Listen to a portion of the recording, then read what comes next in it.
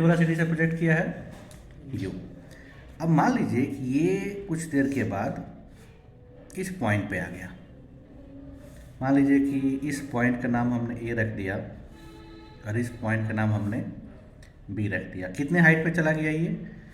Ground से, surface के ground से एच हाइट पे चला गया। ठीक है, यहाँ तक में कोई कष्ट है नहीं है। अब इसमें हम लोग कंजर्वेशन ऑफ एनर्जी लगाने वाले हैं। सबसे पहले टोटल एनर्जी निकालिए एट पॉइंट ए।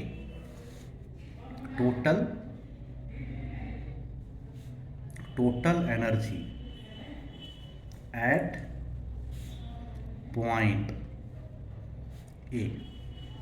इस पॉइंट पर टोटल एनर्जी क्या होगा?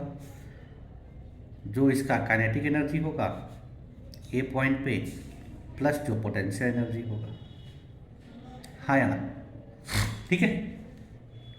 अब पॉइंट ए पे जो काइनेटिक एनर्जी है क्या होगा? Half m u square. इसका हमने मास जो है एम माना हुआ था।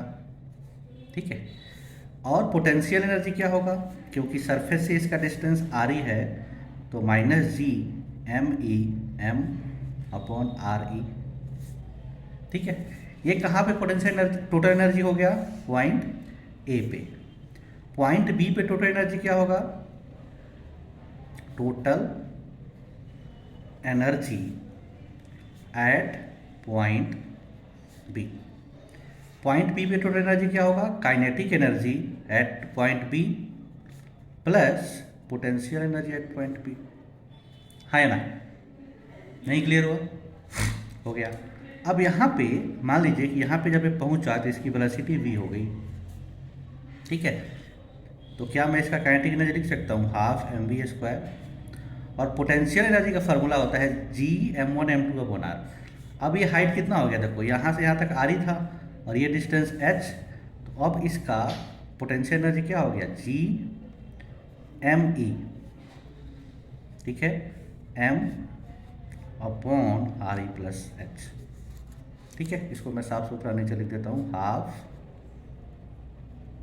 M v square minus G M E m upon R E plus h. अब देखिए कंजर्वेशन ऑफ एनर्जी क्या कहता है? कंजर्वेशन ऑफ एनर्जी कहता है कि टोटल एनर्जी, इसका कुछ नाम दे दीजिए। इस एनर्जी को मैं ई ए बोल देता हूँ। ठीक है, और इस एनर्जी को मैं ई बी बोल देता हूँ। तो from conservation of energy, from conservation of energy क्या हम लोग बोल सकते हैं कि ई ए ई बी के इक्वल होगा। यहाँ पे जो एनर्जी होगी वही एनर्जी यहाँ पे होगी। ये बात समझ में आ रहा है? कंजर्वेशन ऑफ एनर्जी ही कहता है। नहीं क्लियर हुआ? हाँ जी, हो गया। अब आते हैं, इसकी वैल्यू रख दीजिए। ए पे एनर्जी कितनी थी? देखो ए पे एनर्जी थी half m u square minus G M E m upon R E. और यहाँ पे एनर्जी कितनी थी? Half m v square minus G M E m upon R E plus h. हाँ या ना? अब देखो इस टर्म को एक जगह पे रख लो, हाफ एम वी स्क्वायर को एक जगह पे रखो, हाफ एम वी स्क्वायर को एक जगह पे रखो और इसको इधर लेके आ जाओ। ऐसे लिख सकते हैं half m u square minus G M E m upon R E और प्लस इधर आके प्लस हो जाएगा तो G M E m upon R E plus h. अब हमने क्या कहा कि अगर फाइनल वेलोसिटी 0 न हो तो कभी वापस नहीं आएगा। ये क्लियर हो रहा है कि नहीं है? ये फाइनल वेलोसिटी है। देखो बी पॉइंट पे वेलोसिटी है। अगर वी हमेशा पॉजिटिव रहे तो ये बॉडी कभी वापस नहीं आएगी।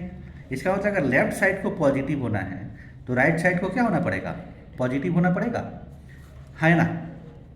और इसमें देखो जो ये वाला टर्म है ये टर्म देखो, ये टर्म पॉजिटिव ही है, ये टर्म पूरा पॉजिटिव है, क्योंकि जी पॉजिटिव होता है, मास पॉजिटिव होता है और ये डिस्टेंस भी पॉजिटिव, ये तो पूरा का पूरा पॉजिटिव है। तो अगर इसको पॉजिटिव होना है तो ये जो सेकंड वाला ब्रैकेट वाला टर्म है, इसको क्या होना चाहिए, पॉजिटिव होना चाहिए या कम से कम जीरो हो जाए। अगर ये निगेटिव ना हो तो फिर ये इंश्योर हो जाएगा कि ये वाला टर्म क्या है, पॉजिटिव रहेगा ही रहेगा। तो for escape velocity, for escape velocity ये टर्म क्या होना चाहिए, पॉजिटिव होना चाहिए। और उसके लिए u को हम लोग, जो u है इसको हम लोग VE से डिनोट कर देते हैं, ठीक है। तो यहाँ से क्या होगा देखो, हाफ m VE का square minus G ME m upon RE should be greater than और इक्वल टू जीरो। जब ये v हो जाता है तो ये जीरो इक्वल हो जाता है, ठीक है।